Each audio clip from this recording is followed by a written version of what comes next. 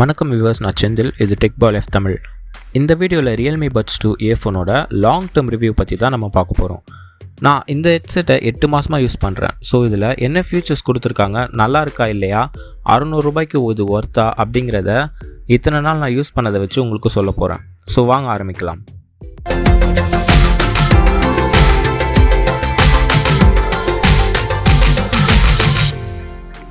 முதல்ல design and build quality. இந்த ஹெட்செட்டோட டிசைன் ஒரு சைடு மட்டும் பெண்ட் ஆகிற மாதிரி டிசைன் பண்ணியிருப்பாங்க.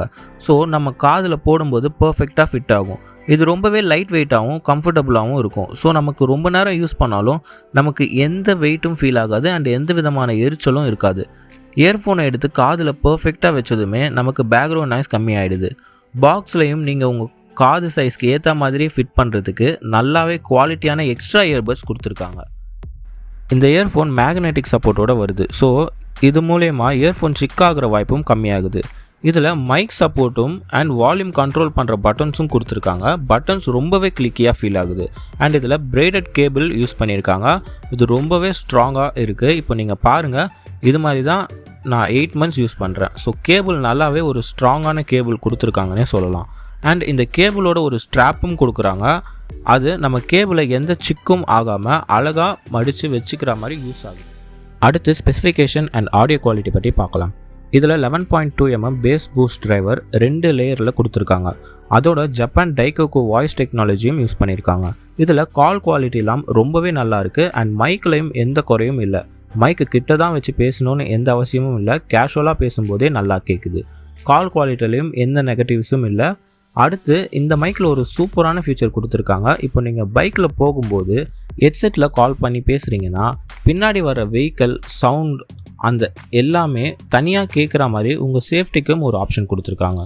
இப்போது ஆடியோ குவாலிட்டி பற்றி சொல்லணுன்னா வோக்கல்ஸ் அண்ட் செப்பரேஷன்லாம் ரொம்பவே நல்லா பண்ணியிருக்காங்க. அண்ட் இதில் மிட்ஸ் அண்ட் ஹைஸ்லாம் ரொம்ப சரியான லெவலில் கேட்குது.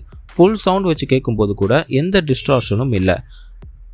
அண்ட் நல்லா குவாலிட்டியான பேஸ் இதில் இருக்குது. ஸோ நமக்கு பேஸ் இருக்க பாட்டெல்லாம் கேட்டால் நல்லாவே ஒரு ரிச்சான பேஸ் ஃபீல் பண்ணுற அளவுக்கு ஒரு அவுட்புட் கொடுக்குது.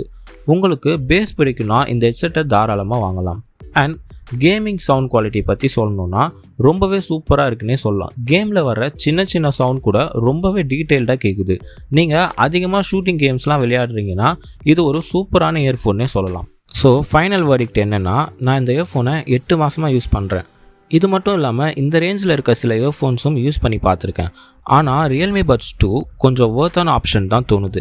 ஏன்னா இதில் நமக்கு தேவையான எல்லாமே கொடுத்துருக்காங்க. அதாவது சூப்பரான ஆடியோ குவாலிட்டி, யூஸ் பண்ணுறதுக்கும் போர்ட்டபுளாக இருக்குது. அண்ட் ரொம்ப நாள் வர மாதிரி ஒயரும் தரமாக கொடுத்துருக்காங்க.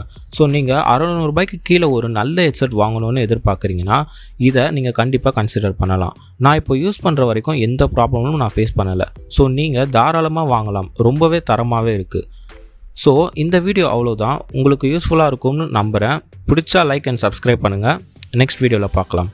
தேங்க்ஸ்.